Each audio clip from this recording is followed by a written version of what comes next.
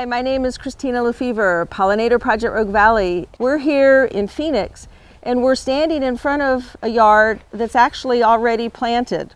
We're here because we have a From Fire to Flowers garden program, and what we're wanting to do with that program is reach out to community members who have been impacted by the fire and help them put in a native pollinator garden to help restore life back into their yard.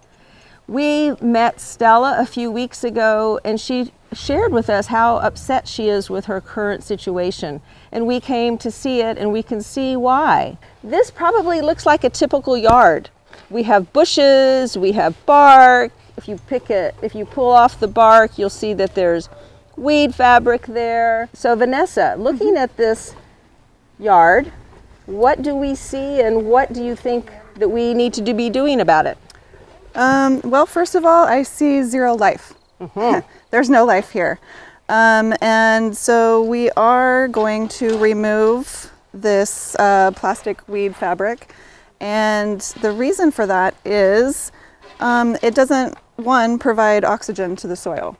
We'll remove that. This is the typical part of the landscaping that people have when they have the bark and the weed cloth down. Okay. So when we pull this back and we look under here, look at that.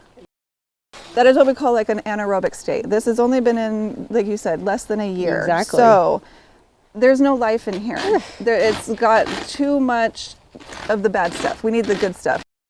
On top of this weed fabric with the bark, you're still going to get weeds. It doesn't keep out the weeds. No. You have birds, you have other animals, you have the wind, you have material that's going to grow and get on top of this weed fabric, and your weeds are going to grow. Thank you. So you're still going to be weeding. It is a short-term fix, and it just doesn't do any good.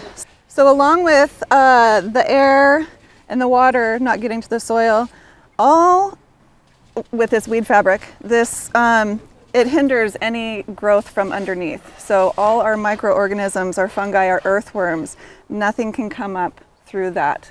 And it's not just the earthworms and the other soil mycorrhizae, the soil life and the mycorrhizae, but it's also the pollinators. Did you know that 70% of the bees nest in the ground, and they certainly can't do that if there's weed fabric. Right. Bumblebees go into hibernation in the fall in hollows in the soil.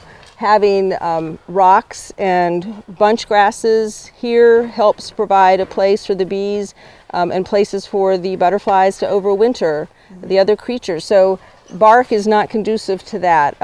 One of the reasons that when you go to this kind of garden, you feel somewhat lifeless, actually. And then if you go to a garden that has access to air and water and life into the soil and seeds can drop, it's thriving. It's thriving. So it'll be a different experience when you come back next year. For sure.